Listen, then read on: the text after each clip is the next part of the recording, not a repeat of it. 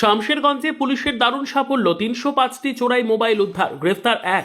আইসি সুব্রত ঘোষের নেতৃত্বে তোলপাড় জেলা জুড়ে।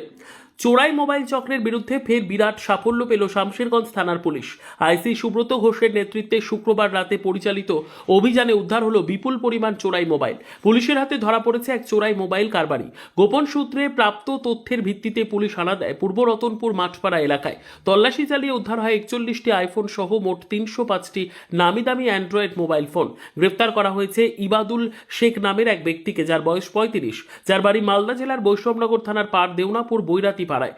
পুলিশ সূত্রে জানা গেছে, উদ্ধার হওয়া মোবাইলগুলির আনুমানিক বাজার মূল্য ৭৫ থেকে ৮০ লক্ষ টাকা।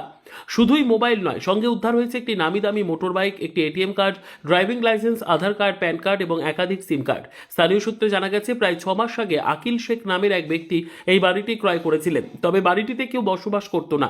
রাতে সেখানে বারবার অজ্ঞাত ব্যক্তিদের আনাগোনা দেখা যেত বলে জানিয়েছেন প্রতিবেশীরা। আজ শনিবার ধৃত ইবাদুল শেখকে আদালতে তোলা হবে এবং পুলিশ রিমান্ডের আবেদন জানানো হবে। পুলিশের ধারণা, একটি সুসংগঠিত চোরাই মোবাইল চক্র এর সঙ্গে যুক্ত। চোরাই মোবাইলগুলি কোথা থেকে আনা হচ্ছিল এবং কোথায় পাচার হতো তা জানতে তদন্ত শুরু করেছে পুলিশ। এক পুলিশ আধিকারিক জানান, সাম্প্রতিককালে জঙ্গিপুর পুলিশ জেলার ইতিহাসে চোরাই মোবাইল উদ্ধারের ক্ষেত্রে এটি সবচেয়ে বড় অভিযান।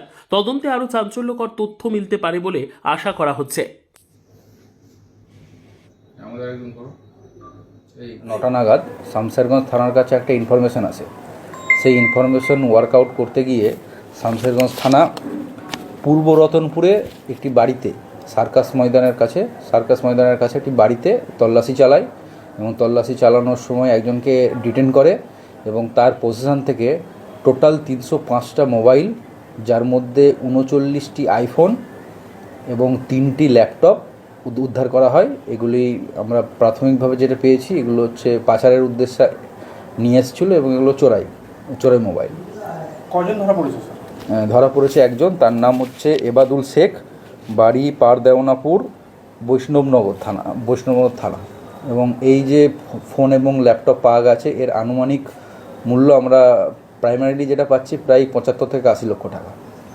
এর পেছনে কি আর কেউ জড়িত আছে এরকম কিছু পেয়েছেন?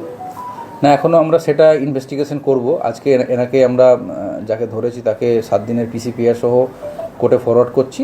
তারপরে পিসিতে নিয়ে এসে আমরা বাকি জিজ্ঞাসাবাদ করে আমরা তদন্ত করে বার করব। স্যার, এতগুলো মোবাইল উদ্ধার করার পরেও স্যার মোবাইল হারার কমপ্লেন আসছে বারবার। এটা কোথা থেকে কি করছে স্যার?